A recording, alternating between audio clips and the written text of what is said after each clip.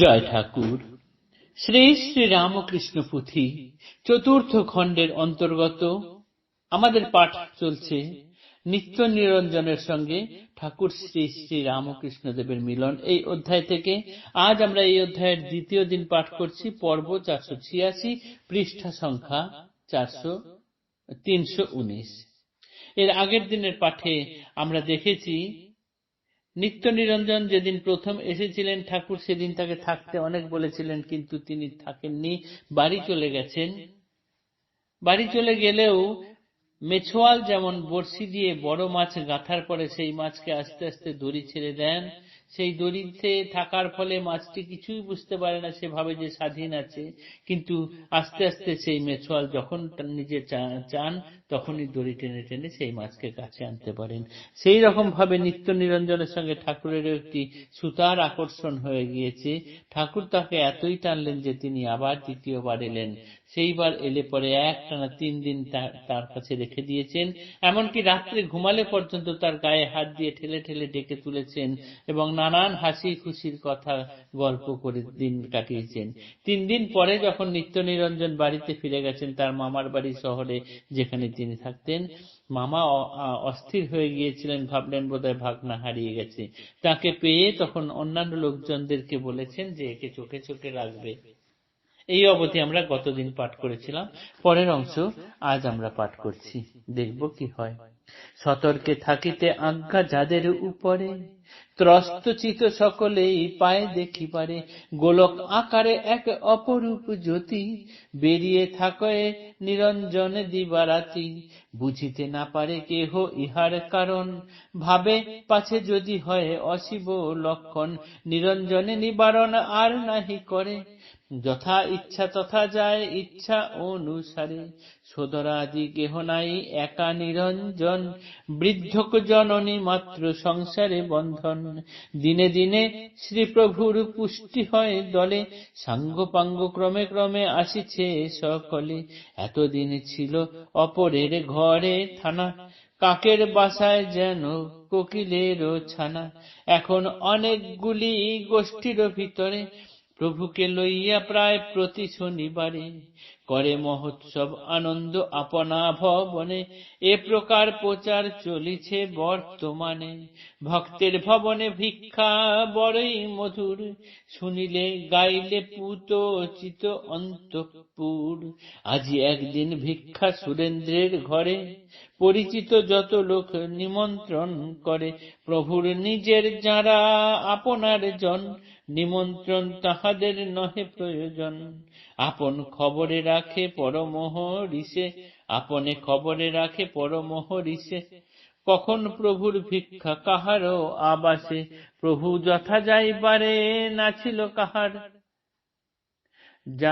জাতিমান কুলশীল কোনই বিচার, উপনীত যথাকালে হইল কে সব, অতীব উন্নত ব্রাহ্মদলের গৌরব, সঙ্গে তাঁর আপনার অনুচরগণ, পণ্ডিত সঙ্গীত প্রিয় ভাবুক সজ্জন, সমাগত প্রভু ভক্ত হয় পরে পরে, হইল এতই লোক নাহি ধরে ঘরে, এখনো প্রভুর নহে তথা আগমন, নিরানন্দ ভক্তবৃন্দ মন উচ্চাটন, প্রভুতে মগন মন প্রতীক্ষারে ভরে, বিলম্বের হেতু কি বা কহে পরস্পরে, হতাশ প্রকাশ কেহ কেহ বা চিন্তিত, কেহ বা বিমর্ষ কেহ অতি বিষাদিত, হেন কালে উপনীত প্রভু গুণধর, আনন্দ আধার মূর্তি করুণা সাগর,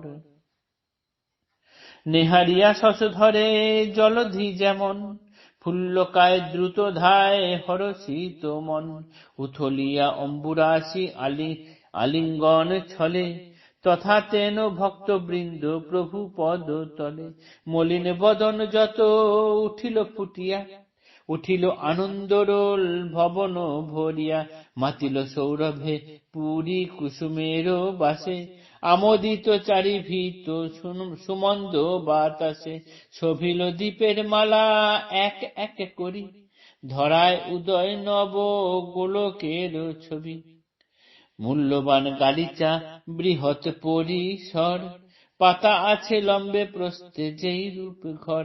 শ্রীপ্রভুর দর্শনে সবার প্রীতি, কিবা ভণ্ড কি পাষণ্ড পাষাণ প্রকৃতি।